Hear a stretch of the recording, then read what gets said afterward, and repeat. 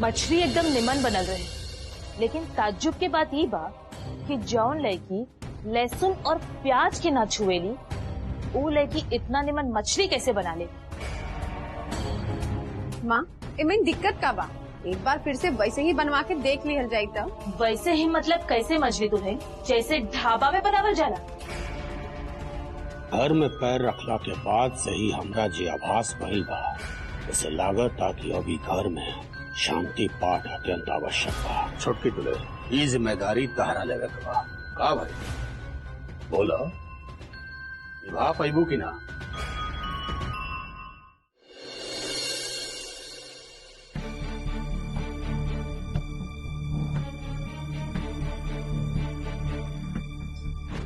वो लड़की के कारण हमार भाग्य हमरा से रूठ गई। पता ना कहाँ से वो लड़की अपन किस्मत लिखा के आयल दिया। हमरा तो विश्वास नहीं के होता कि वो लड़की मामा जी की परीक्षा में पास कैसे हो गई। पता ना का खा के आई पिया। माँ, हम आपसे कहले रानी नू कि हमरा के एक मौका दे दी, लेकिन ना, आपके तो पूरा आशा मामा जी पे टिक गई बा। अब देखी मामा जी के पता ना कि श्यामा के ये घर में रोके के तरीका बा या घर से निकाले के। माँ, बस एक मौका दे दी हमरा के, ओकरा बाद देखी। चुप, एकदम चुप हो जा तू। एक मौका चाहिए इनकरा, तो हर एक मौका के चक्कर में हमार घर वाला आज हमार नजर से दूर बढ़े। तो हर एक मौका के चक्कर में हमार निखिल के पैर कटा गए रहे और हम ओकरा एक नजर देखे खातिर भी तरस गए रानी। जादूगरनी भी आई लड़की, जादूगरनी, काला जादू जाने ली। ये सब बात तो गांव घर में हाँ होला। माँ, मिर्ची रस में से उड़ल कैसे? अब ई सवाल के जवाब तो हम खोज के रहा। मछली दीदी के कैसे मालूम रहे कि मछली तीत बा?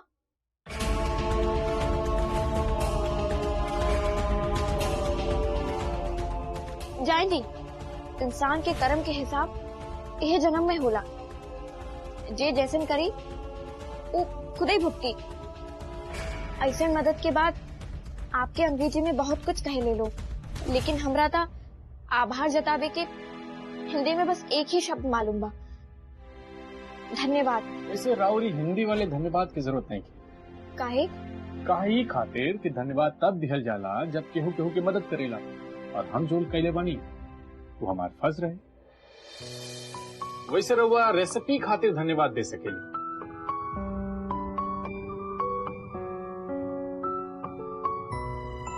अच्छा, वो बात बहुत मजेदार रहे ना, जब माई पूछली कि कितना टाइम रहुआ, कहीं 5 मिनट, खाली धनिया के पत्ता डाले के बाद उतारे से 5 मिनट पर। जितना निम्मन से आप मामा जी के समझा देनी, हमरा तो बुझाता आपके खाली खाए के ना बनावे के भी हुनर आवेला। हाँ, सब खाली याददाश्त के खेल बा। तो कह रहे कि बाबूजी ना पटना के रेस्टोरेंट में, जो उनके फेवरेट रेस्टोरेंट था, वहाँ हमेशा मछली खाए जात रहे। हम उनके साथ ले जाते रहे। एक दिन बाबूजी रेस्टोरेंट वाले से पूछ रहे थे, बाबू राउर मछली के रेसिपी का बतौलस, और जो हमारा दिमाग में रिकॉर्ड हो गई। तो कहा जाला ना कि कोनो चीज दुनिया में बेस्ट ना होला, बस समय और परिस्थिति के इंतजार करल जाता। तो ई रहे निखिल के रेसिपी के राज। कहावत सही बा, वक्त खुद के दोहरावेला जरूर। अब आग तो लगबे करीनू घर में। मौका मिल गई हमरा। माँ,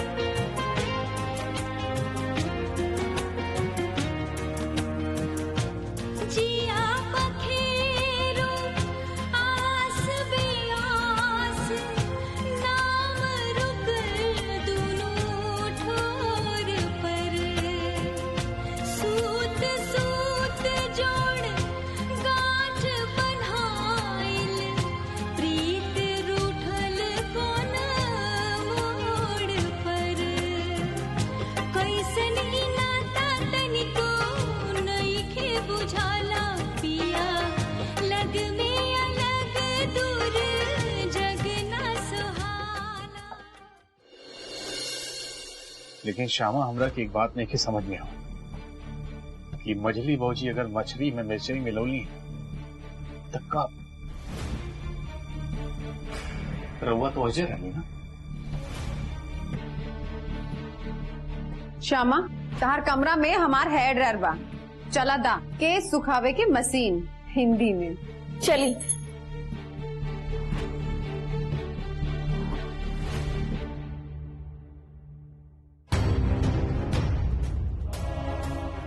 मछली भौजी तो रउआ साथ रहनी ना, एकर मतलब बिजली या तो माई।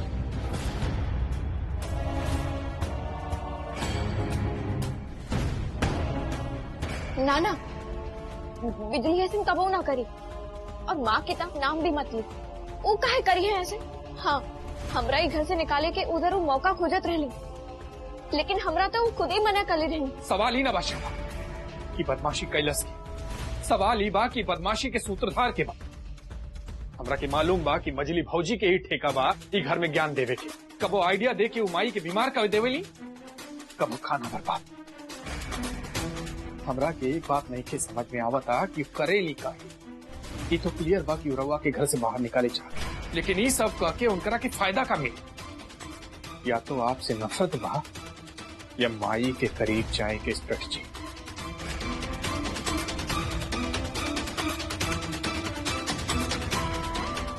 अगर ऐसा बात है, ये सब खत्म करे की जिम्मेदारी हमार ही बा, काहे कि हमार वजह से ही तो इतना सब कुछ होता है घर में।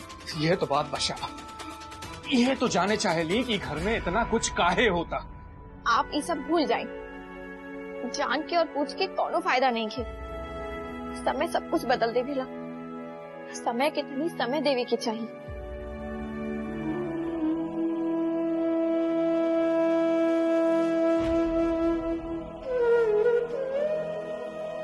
माँ माँ, आपकी रूबी याद बा? माँ वो है हमार रीता दीदी के बेटी, दिल्ली वाली। का बात बा मछली दुल्हन?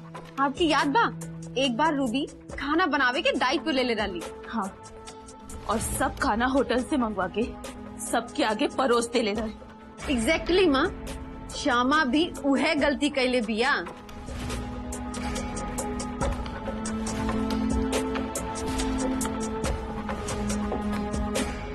मछली दुल्हन तोहरा कैसे मालूम? वैसे रउआ रेसिपी खातिर धन्यवाद दे सकेली। जितना निम्मन से आप मामा जी के समझा देनी, हमरा तो बुझाता आपके खाली खाए के ना, बनावे के भी हुनर आवेला। अब आप का करब माँ? इतना बड़का झूठ जैसे हमरा नफरत बा, आज मालूम चल गई हमरा। कितना बड़ ढोंगी बिया लड़की, बड़की दुल्हन, बड़की दुल्हन। कब पूरा कर बापू वादा? वादा और हमार वादा। याद नहीं खेका? चला कोनो बात नहीं की, जब याद ही ना बात तो याद दिवावे से मतलब नहीं खे। आप सो के फूल वादा और हम कैले रहनी। अगर ऐसा होता फिर तब भूले की कोनो बात ही ना रहे। आपन कई वादा और प्रतिज्ञा श्यामा के भूले की आदत नहीं थे। अच्छा, मतलब हम झूठ बोलता नहीं। हद हो गई बा, वादा केहू और करे निभावे ना केहू और झूठा हम साबित हो गई। ठीक बा, कोनो बात नहीं। वादा और हम, हे कृष्णा, प्रतिष्ठा ले ली का हमार वादा कहाँ वादा रहे? धत, आप बेवजह हमार खिंचाई मत करी। हमरा कुछ मालूम नहीं की, माने हम कोनो वादा नहीं की कैले। बस पक्का? एकदम पक्का। 16 आने पक्का? 32 आना पक्का। 64 आने पक्का? एकदम पक्का। अच्छा, मान ला हम आपके वादा याद दिवाई तो शर्त में कहा रहा? कुछ भी।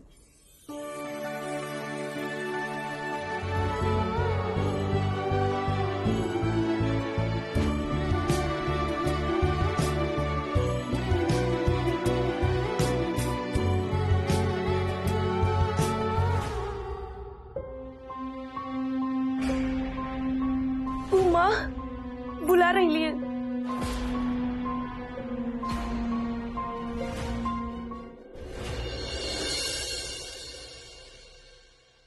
मछली निमन बनल रहे, लेकिन ताज्जुब के बात ये बा कि जौन लड़की लहसुन और प्याज के ना छुएली, वो लड़की इतना निमन मछली कैसे बना ले?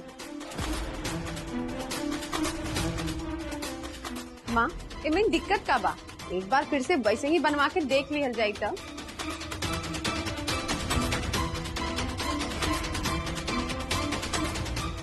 जेकर डर रहे हुए है भाई। वैसे ही मतलब कैसे मछली तुम्हें? जैसे ढाबा में बनावल जाला?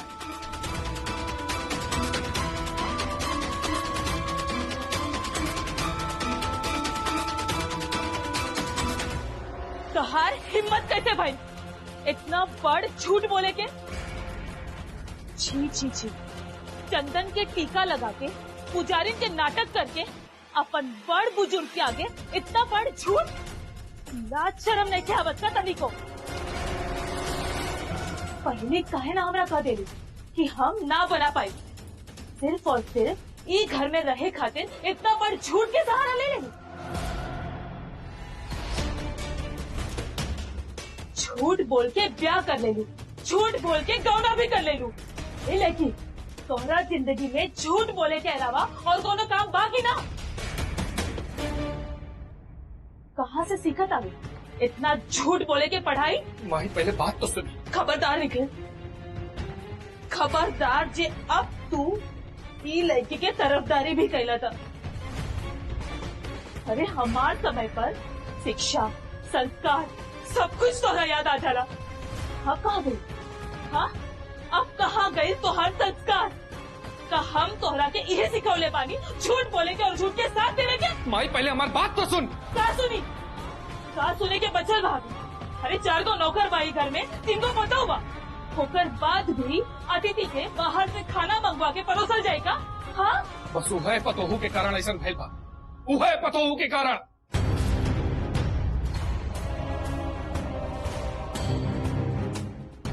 अगर विश्वास न होके तो जाके देखिए किचन में, एक कढ़ाई मछली बनल बा। तब खाना बाहर से काहे मंगवावल गई बा? पी जाने के बाद तो जाके ओकरा से पूछी, जेकरा के पहले से पता रहे कि मछली में मिर्चाई बीसी बा।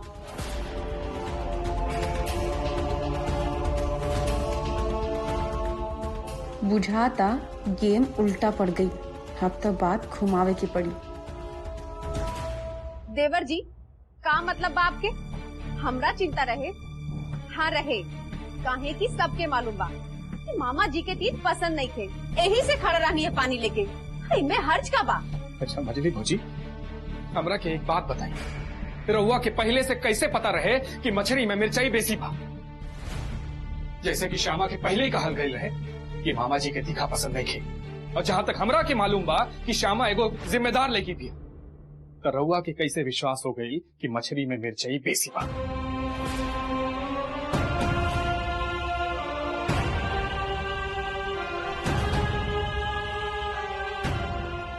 मछली भौजी, जौन रउआ गिलास भर पानी लेके भागल रहे, हमरा के विश्वास हो गए रहे कि रउआ के पता बा कि मछली में मिर्चाई बा। भौजी, जितनी बेसी काबिल बनेला ना, वो मुंह के बल गिरेला जरूर।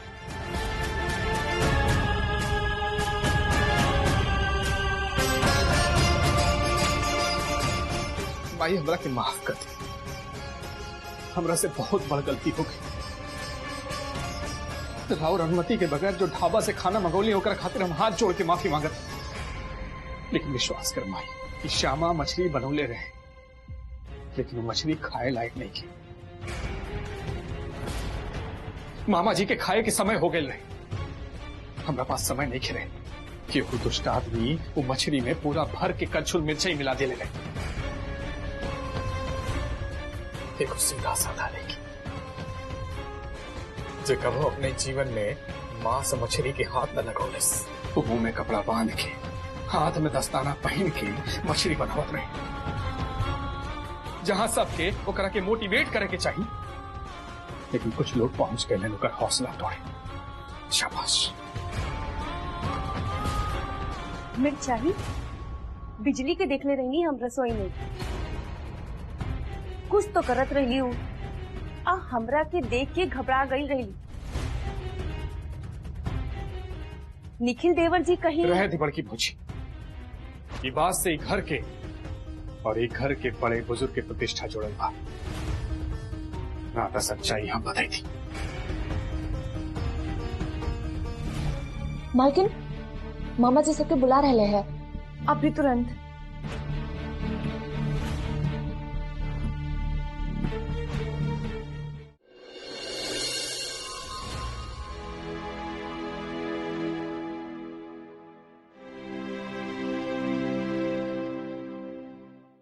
ममता, ये घर में पैर रखला के बाद से ही हमरा जे आभास भइल बा, उसे लागत था कि अभी घर में शांति पाठ अत्यंत आवश्यक बा।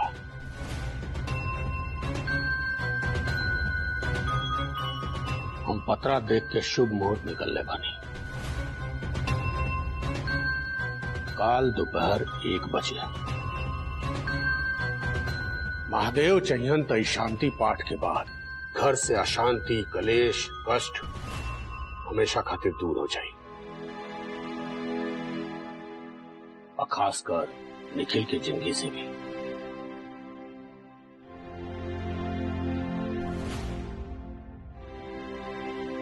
ठीक बा भैया, जैसे न आपके मर्जी। निमन तो काली पूजा हम स्वयं करब, पुरोहित भी आई।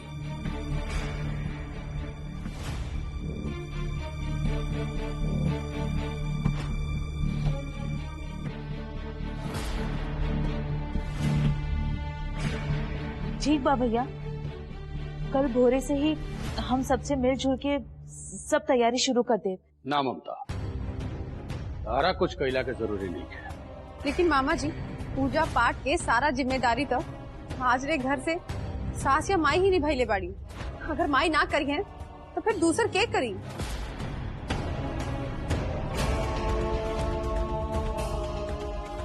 मामा जी, अगर आपके आदेश होगी तो हम। बड़की दुल्हे, तारा तो बिना सोचले बुझले बोले के आदत ना रहे।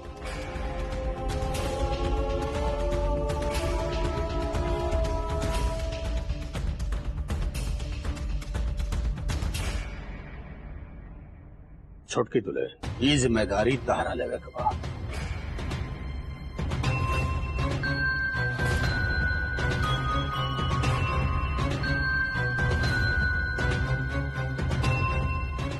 का भाई बोला, निभा पैबू की ना?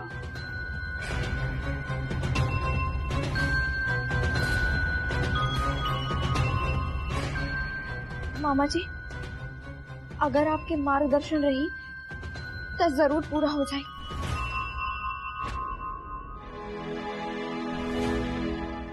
अवश्य। तो सबसे पहले पूरा पूजन सामग्री इकट्ठा करे के पड़ी।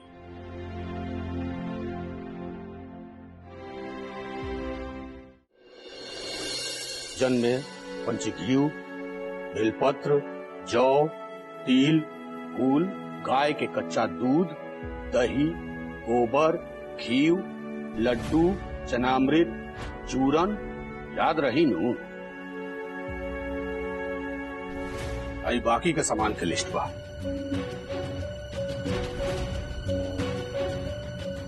बाकी और भी आवश्यकता पड़ी तो हम तरह का बता दें।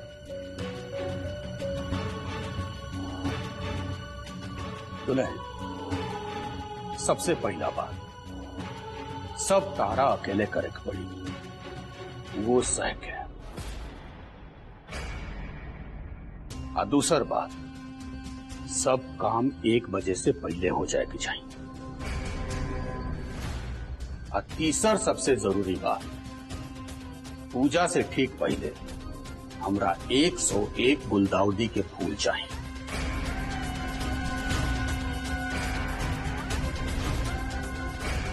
आओ फूल तू अपना हाथ से तूर के लिए आएगी, अनाता कीन के लिए आएगी।